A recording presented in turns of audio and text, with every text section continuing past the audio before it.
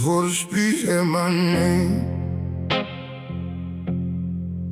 Before the cold, before the blade, before the flame, there was a woman in the kitchen smelling like rice and rain, teaching me a language that would outlive all my pain.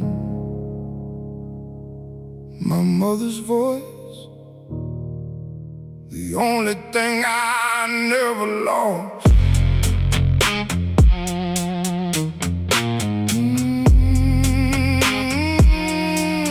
My mother's voice, the only thing I never lost. She never had much, maybe $40 to the week, but she moved through that poverty with something like mystique. Never let her see her cry, never let her see her break. Was suffering like a god, and she was learning how to make.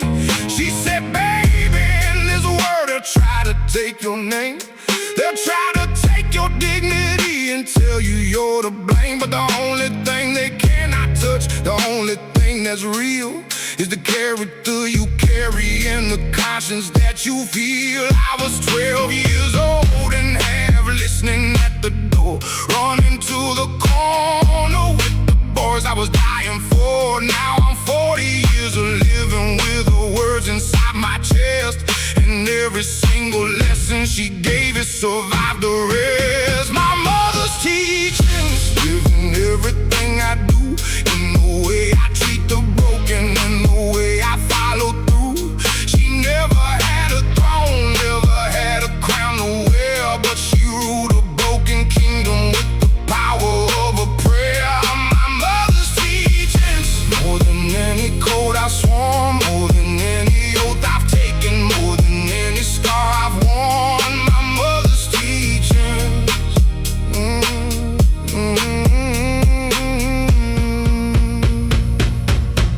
She told me, watch the quiet ones, the loud ones only bleed.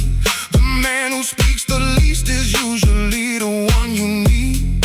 Took me 20 years to understand what she could see, that silence is a dignity most men receive for free. She cooked for men who didn't thank her, cleaned for those who left, poured herself into a family until nothing else was left.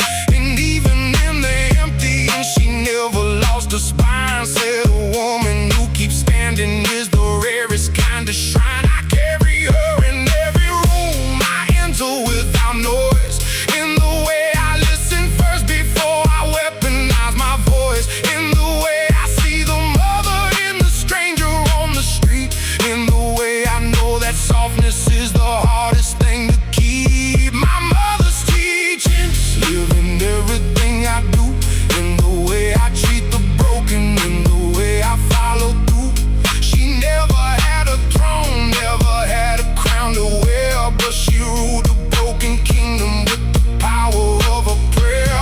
My mother's teachings, more than any code I've sworn, more than any oath I've taken, more than any scar I've worn. My mother's teachings.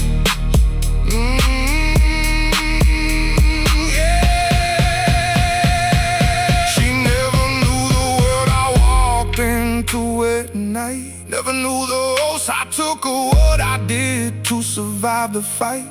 But somehow every lesson she had planted in my bone became the only compass I could trust when I was alone. The Yakuza gave me structure, gave me brothers, gave me code. The streets gave me a hunger and a back to bear the load. But my mother gave me something neither one of them could give. She gave me a reason that was worthy of the life I live. On the last night that I held her hand, she didn't say a word, just looked at me like everything she needed had been heard. No final sermon, no last wisdom left to give, just eyes that said I know you, and I know you'll know to live. I walked out of that hospital a man without a ground, like someone pulled the anchor and I couldn't hear a sound.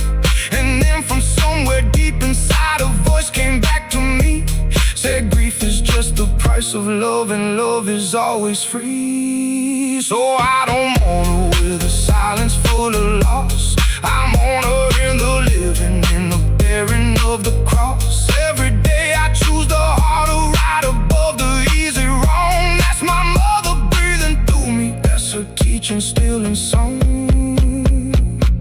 Mama, if the wind can carry words from here to where you are, know I kept the things you gave me like a navigator keeps a star. Know that in the coldest rooms I ever had to own, your voice was the only warmth I ever needed not to feel.